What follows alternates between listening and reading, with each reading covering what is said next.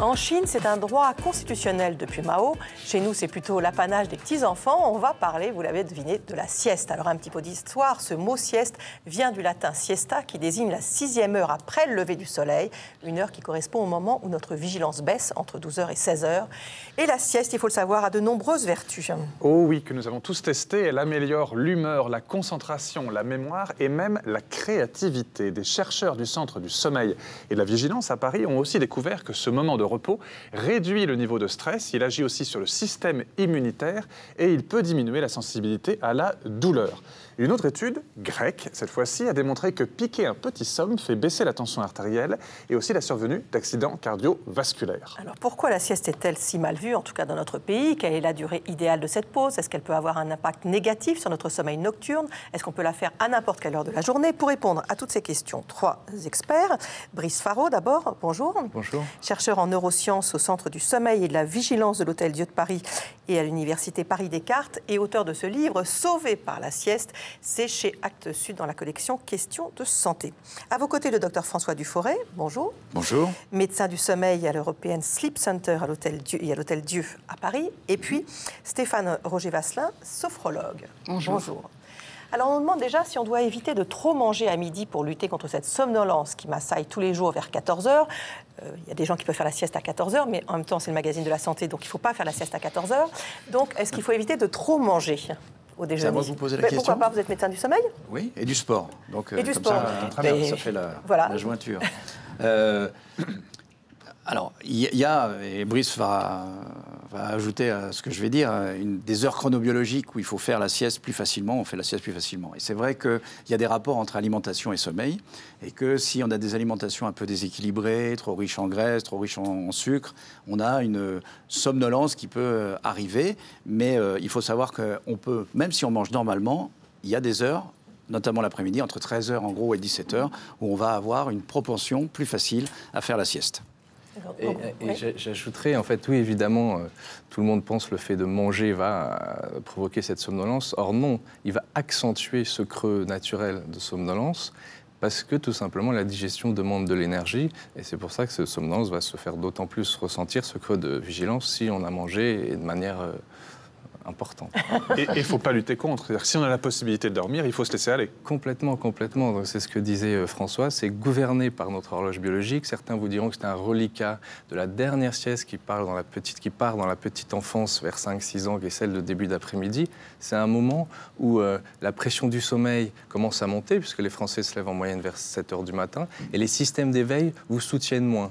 Associé à une petite baisse de la température d'1 ou 2 dixièmes de degré, c'est le moment idéal pour faire cette sieste de récupération. Est-il exact que la pratique régulière de la sieste protège, voire améliore notre mémoire? À toi, Brice. Alors, là, oui, alors ça, c'est quelque chose... complètement. La mémoire, alors ça, c'est fascinant parce que, certes, on sait que le sommeil consolide nos apprentissages. Mais est-ce que, pendant un temps de sieste plus court, cela aussi permet d'avoir un tel effet? Absolument. 6 minutes de sieste permet déjà d'améliorer un apprentissage déclaratif. Si on augmente le temps de sommeil, évidemment, ça va être d'autant plus performant. Ah, donc la sieste de 2 heures, c'est très bon pour la mémoire? La sieste de 2 heures, oui. Alors la sieste de 2 heures, vous aurez tous les stades de sommeil dans une sieste de 2 heures. Intéressé. C'est plus une sieste, c'est carrément un sommeil. Oui, mais quand on ne sait pas faire une sieste courte et qu'on fait des siestes longues, c'est encore néfaste. meilleur. On va vous en parler. Ça s'appelle une deuxième nuit, ça, Marina. Ça, on va vous en parler. Mais ça, c'est quel que soit l'âge? C'est chez les enfants ou aussi chez les adultes comme Marina et moi? Alors, ces études dont je vous parle, c'est fait chez des adultes. On améliore l'apprentissage d'un texte, on améliore l'apprentissage moteur. Il y a une étude japonaise où ils ont pris des gens qui étaient naïfs vis-à-vis du jonglage et ils ont appris à jongler une sieste d'1 heure. Ils étaient bien meilleurs. Et si vous me laissez juste un instant pour les étudiants, ça peut les intéresser. Une autre expérience, on prend tout un nombre d'étudiants de 25-30 ans, on les fait apprendre des notions pas très agréables à apprendre, zoologie, des choses très rébarbatives. Non, c'est génial. C'est génial. Bon, alors c'est des choses absolument géniales. Et dans un cas, on leur dit vous restez éveillé, vous ne faites rien. Dans l'autre cas, vous allez dormir 1 heure. Et dans le troisième cas, vous continuez à bachoter, vous révisez, vous révisez. En fin de journée, on regarde la restitution de l'apprentissage. Les gens étaient meilleurs lorsqu'ils avaient dormi, lorsqu'ils avaient bachoté. Mais 1 semaine après, seuls les gens qui avaient fait la sieste avaient consolidé leurs apprentissages. J'ai bien compris les parents dont les enfants vont passer le bac. S'ils font la sieste, ne leur dites pas « allez au boulot ». Oui, je voudrais vous dire une petite chose aussi, c'est que le mot sieste nous pose problème en France. Parce que dans le mot sieste, il y a une connotation de ceux qui ne font rien, entre guillemets. Et pour avoir c'est une anecdote, mais elle est assez représentative. Je vais aller dans le sens de Brice sur c'est productif la sieste. Et j'avais fait une intervention en anglais pour une boîte internationale et le mot sieste en anglais c'est power nap. Et quand on parle de power nap à des Français, ils disent ça c'est bien parce qu'il y a du pouvoir, il y a de la productivité potentielle. Nap, on ne sait pas trop ce que ça veut dire. Ça veut dire quoi, pas power nap d'ailleurs? Ça veut dire sieste. Oui, mais nap, c'est justement le fait de faire des petites pauses. Donc c'est sieste revigorante, quoi. C'est en quelque sorte ça. Sieste énergisante. Voilà. Ah oui, c'est ça, c'est positif, là. C'est positif. Et le discours positif, il doit l'être. Et c'est pour ça, d'ailleurs, que vous êtes là aujourd'hui, je suppose, pour positiver la sieste. Et je vais encore plus positiver la sieste, parce que, certes, les anglo-saxons ont bien compris l'intérêt, ils ont complètement intégré dans certains endroits, certains pays anglo-saxons. Mais au Japon, les gens qui ne font pas la sieste, dans les cas de sup, peuvent être vus comme des fainéants. Parce que s'ils ne font pas la sieste, c'est qu'ils n'ont pas une surcharge de travail, ils n'en ont pas besoin. Donc, on a surpris des gens dans des entreprises à faire semblant de faire la sieste. Donc, vous voyez, ça peut aller loin. Ça, j'adore. Il faut être japonais. Olive demande quel endroit privilégié pour faire une sieste. Alors, on n'a pas toujours la possibilité de s'allonger pour faire une sieste. Quand on est au travail, il faudrait pouvoir juste s'isoler un petit peu. Alors, s'isoler du bruit, surtout, avoir une chaise un petit peu confortable. Et une sieste, il y a plusieurs temps de sieste, mais une sieste de 5 minutes, une micro-sieste de 5 minutes peut aider à récupérer et à retrouver une bonne énergie pour la suite de la journée. La sieste Napoléon. La sieste Napoléon ou la sieste de Dali avec les clés. Avec la cuillère. Ah, moi j'avais avec la cuillère. C'était le trousseau de clés. On fait une sieste assis. Enfin, une sieste, pas vraiment une sieste, mais quand d'un coup on relâche, le trousseau de clés tombe et ça y est, c'est fini. Alors, il y a un endroit où c'est particulièrement utile, c'est aux urgences. Un endroit où ça bouge beaucoup, les urgences médicales ou chirurgicales. La sieste n'a pas toujours bonne réputation en France. Et quand on la pratique sur son lieu de travail, c'est pas forcément bien vu, vous nous l'avez dit. C'est pas l'avis d'un médecin urgentiste, justement, de l'hôpital d'Évreux, qui a décidé d'en faire profiter tous les soignants de son service. Delphine Renaud et Benoît Lordelot sont allés dormir avec eux au service des urgences à l'heure de la sieste. 14h54, l'heure de la sieste pour Agnès. Un moment de calme et de répit dans sa journée bien chargée. Sauf qu'Agnès n'est pas dans son lit, mais à son travail, aux urgences de l'hôpital d'Évreux. Ici, faire des petits sommes pendant ses gardes est une obligation. On est médecin, on est humain avant tout. Et moins d'heures, plus le risque d'erreur survient. Clairement, le fait de dormir, ça permet, c'est notre leitmotiv, mais un soignant reposé, c'est un patient en sécurité. C'est ça le concept.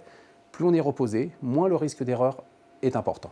Pour les équipes de garde qui travaillent 24 heures d'affilée, la sieste de l'après-midi entre 2 prises en charge est devenue une habitude.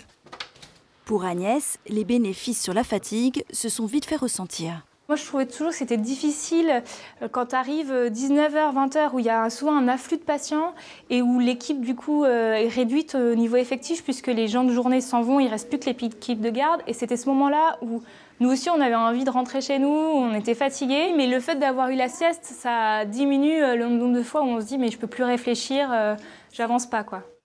Chaque pause dure 45 minutes. Elles sont organisées selon un protocole strict afin de ne pas perturber l'organisation des urgences. Ces siestes sont régulées. Il n'y a jamais plus d'un seul médecin en pause en même temps. Donc c'est vraiment un système successif.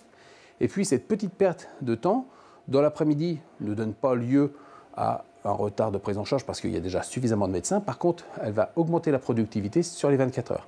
Les médecins, au lieu d'être fatigués initialement, avoir du mal à travailler la nuit, là, sont parfaitement frais, parfaitement opérationnels, ils sont plus productifs. Mais cette organisation a surpris et n'a pas été facile à accepter pour l'équipe.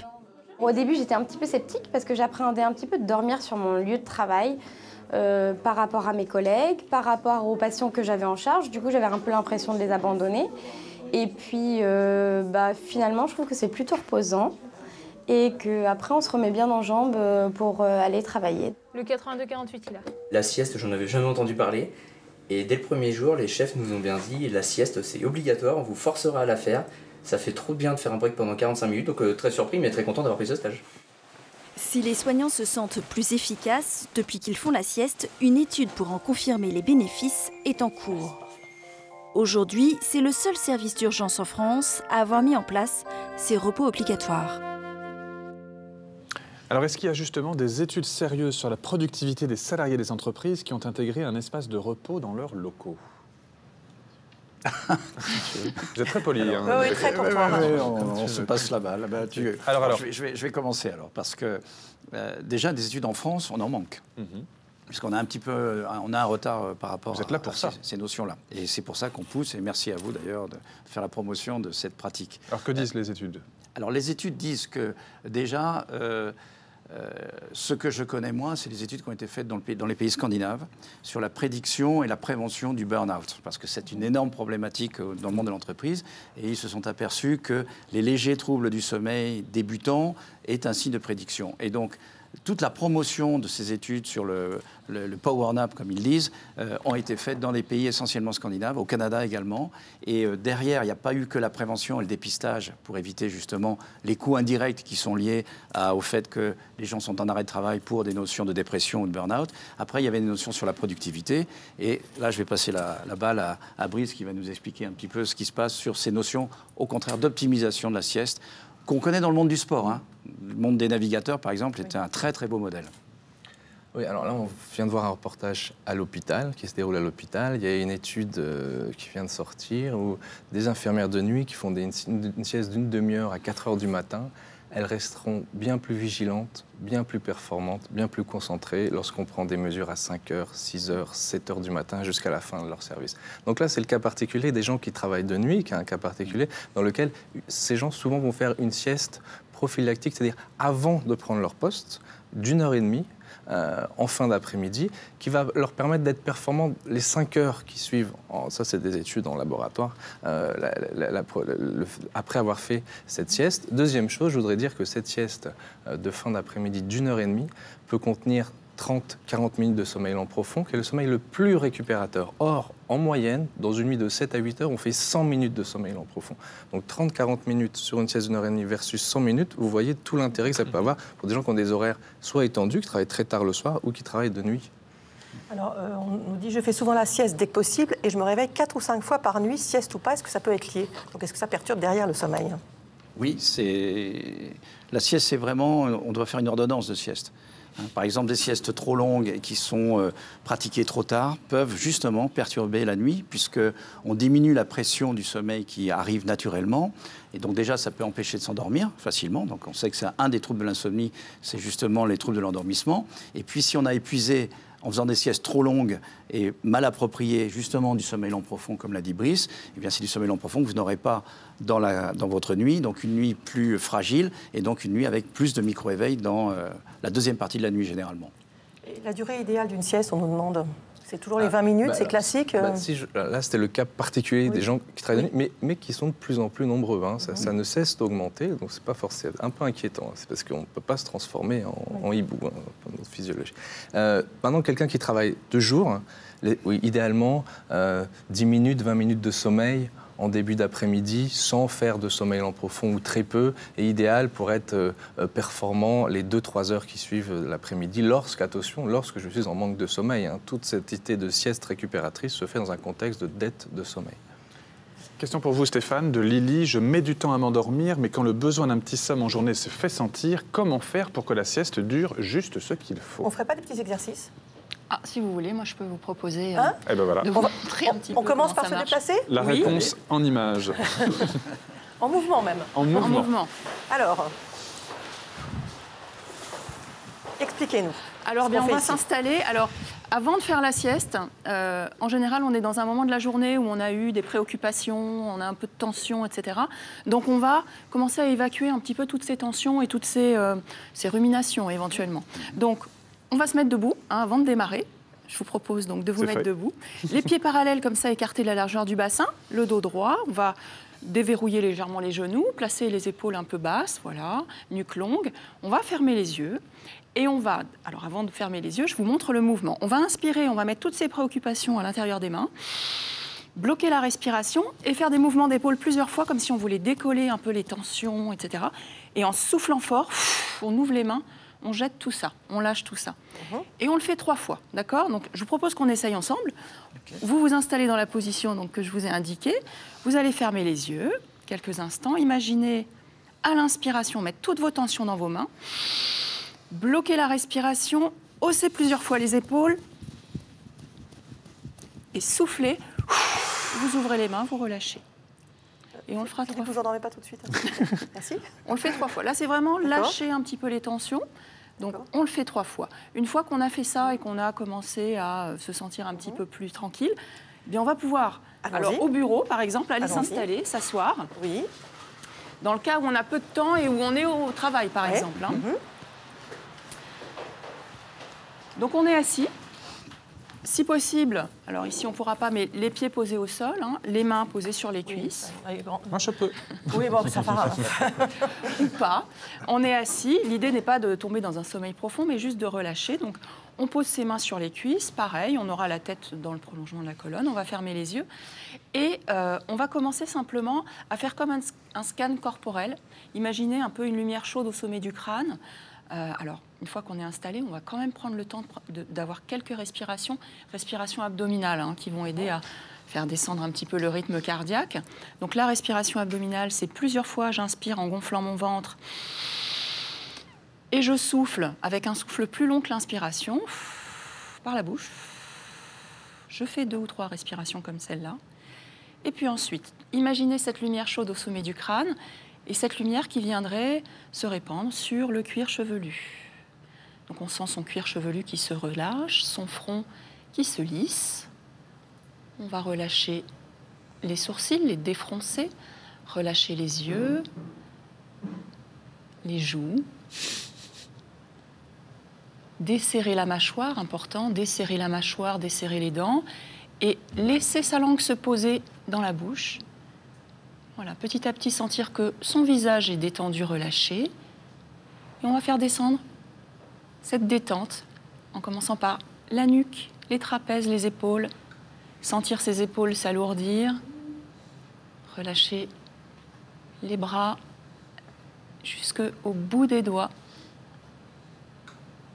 Toujours en maintenant cette respiration abdominale. Et puis ensuite, on va relâcher le dos,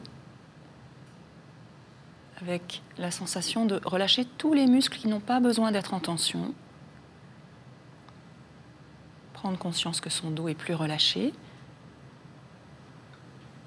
Puis on va passer au niveau du thorax. Là, on va sentir les mouvements de sa cage thoracique, essayer d'amplifier ce mouvement. Sentir peut-être déjà les battements du cœur qui sont un petit peu plus calmes, plus réguliers. Et puis laisser descendre jusque dans le ventre. Là aussi, toutes les tensions, détendre un petit peu tous les muscles au niveau du ventre. Relâcher, laisser se diffuser la détente jusque dans le bassin. Sentir tout son buste détendu. Et puis on porte attention après au niveau des jambes et des pieds. On va d'abord relâcher les muscles des cuisses, relâcher ses genoux, ses mollets, les chevilles. On va jusqu'au bout des pieds. À ce moment-là, on prend conscience que les membres inférieurs sont détendus, relâchés. Et on prend conscience que le corps, maintenant, est plus détendu, plus relâché. Voilà. Et quand on va vouloir revenir à un état de vigilance un peu plus haut, eh bien, pour ça, on va prendre une grande inspiration, souffler fortement, voilà, et remettre le corps en mouvement petit à petit. Voilà. Alors, on l'a fait rapidement, on peut le faire un petit peu plus long, on peut le faire tout seul, mais pensez à relâcher chaque partie du corps, vérifier ce qui est tendu ou pas. Voilà. En fait, c'est vraiment un exercice actif. On prend déjà bien conscience des différents endroits de son corps et on se force vraiment à relâcher la tension, la pression, etc. J'aurais dû vous enregistrer en fait pour vous repasser en boucle de temps en temps. Il y a la prise de conscience déjà des zones qui sont tendues et qu'on ne sent pas forcément. Et là, je parlais par exemple des mâchoires. C'est vraiment quelque chose qui est souvent... les dents sont serrées et la langue est collée au palais. Là, vraiment, on la laisse descendre. On peut laisser la bouche s'entrouvrir aussi. Je suis restée vigilante, mais il fallait bien que je réveille les cadreurs qui étaient en train de s'endormir et le réalisateur qui s'est effondré sur la console. Ça vous a fait du bien? Nous, on est des pratiquants, donc on ne découvre pas. C'est des choses d'ailleurs qu'on propose à nos patients à l'Hôtel-Dieu. Et ce qui est très intéressant aussi, je pense, c'est que de mettre en évidence qu'il y a ce côté ressenti, mais il y a aussi le côté qu'on enregistre. Et que je suis sûr, si on avait eu des enregistrements électroencéphalographiques en faisant vos exercices, on aurait vu que les ondes cérébrales se modifiaient, ce qu'on appelle les ondes alpha. Et donc, il y a une traduction physiologique de ces états de conscience modifiés, et qui ouvrent vers d'autres territoires. Et on sait que les tensions mentales et les tensions physiques sont liées. Et dans le sommeil, justement, les tensions physiques, généralement, se traduisent par « j'ai du mal à m'endormir ». Il y a une vraie détente surtout qui s'installe. Voilà, une vraie détente. Et alors, en sophrologie, c'est vraiment, on travaille et sur le corps et sur le mental, en se disant, en relâchant le corps, le mental se relâche aussi. Et en général, quand on a fait cette petite pause, on est moins préoccupé par les dossiers en cours, etc. Visiter parasites. La question n'est pas de moi, je vous le promets. Je n'arrive pas à faire une courte sieste. Je dors jusqu'à 1h30, soit c'est 2 heures, donc c'est pas moi. N'est-ce pas quand même réparateur? Je dors jusqu'à 1h30 de sommeil, de temps de sommeil. Ouais. Alors, on parlait tout à l'heure de l'inertie du sommeil.